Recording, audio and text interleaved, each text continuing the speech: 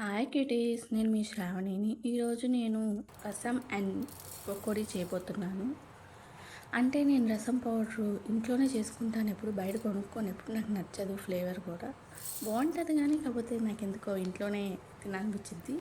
రసం పౌడర్ కావాల్సిన ఇంగ్రీడియంట్స్ వచ్చి ధనియాలు, జీలకర్ర, వెల్లుల్లిపాయలు, ఎండుమిర్చి, కొబ్బరి, మెంతులు, ఎల్లుల్లిపాయలు అండ్ మనకు కావాలంటే చెక్క, లవంగం కూడా వేసుకోవచ్చు. నాకు టేస్ట్ కోసం నేను వేసుకుంటాను. స్పైస్నెస్ చూసుకుని వేసుకోండి మీరు. నేను స్పైస్ ఎక్కువ తింటాను కాబట్టి స్పైస్నెస్ ఎక్కువ చూసుకున్నా. రసం చేయాలి కాబట్టి టమాటా, ఉల్లిపాయ, పచ్చిమిర్చి, కొంచెం చింతపండు, పసుపు వేసుకొని, కారం వేసుకొని, ధనియా పొడి వేసుకొని, మనం ఇందాక చేసుకున్న రసం పొడి కూడా వేసుకొని చక్కగా దాన్ని కలుపుకోవాలన్నమాట.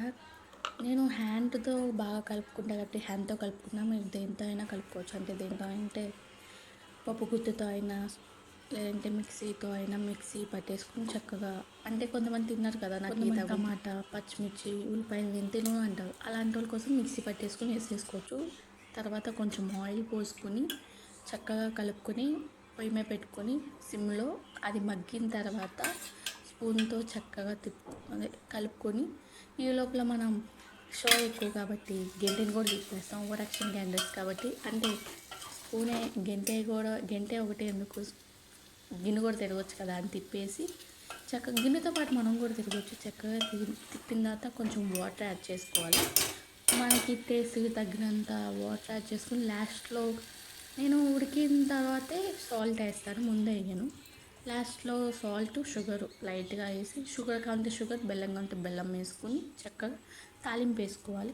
నేను తాలింపు స్కిప్ చేశాను, అంటే చూపిలేకపోయా, టైం లేదు, కొంచెం అడ్జస్ట్ చేసుకోండి. తాలింపు మీకు తెలిసే కొంచెం అది వేసుకున్న తర్వాత ఇంకా బెండకాయలు నేను పొడవుగా కట్ చేసుకున్న దాంట్లో పసుపు, ఉప్పు, కారం వేసుకుని చక్కగా కలుపుకొని, తర్వాత శనగపిండి, కొంచెం కార్న్ఫ్లవర్ వేసుకుని బాగా మిక్స్ చేసుకున్న తర్వాత అల్లం వెల్లిపాయ పేస్ట్ వేసుకుని, తర్వాత ధనియా పొడి వేసుకుని బాగా మిక్స్ చేసుకున్న తర్వాత ఇంకా మ్యారినేట్ అయిపోయింది. ఇంకా దీన్ని నేను ఇంకా ఆయిల్లో బాగా సిమ్లో పెట్టుకోవాలి. ఆయిల్ హైలో పెట్టకండి, టేస్ట్ బాగోదు, మాడిపోతుంది.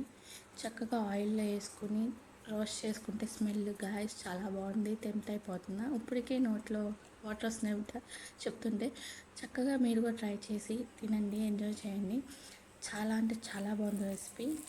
ఇంకా అంటే క్యాబేజీతో కూడా బాగుంటుంది, కాకపోతే ఆ రసానికి కాంబినేషన్ ఫ్రై బాగుంటుందని చేసేసి ఇంకా కరివేపాకు వేసుకోవాలి.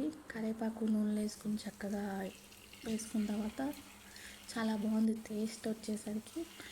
మీరే చెప్పండి. ఇంకా ఏమైనా స్కిప్ చేసి ఉంటే కనుక మీరు ఈ వీడియోలో చూసుకోవచ్చు. అంటే కొన్ని ఇంగ్రీడియంట్స్ ఏమైనా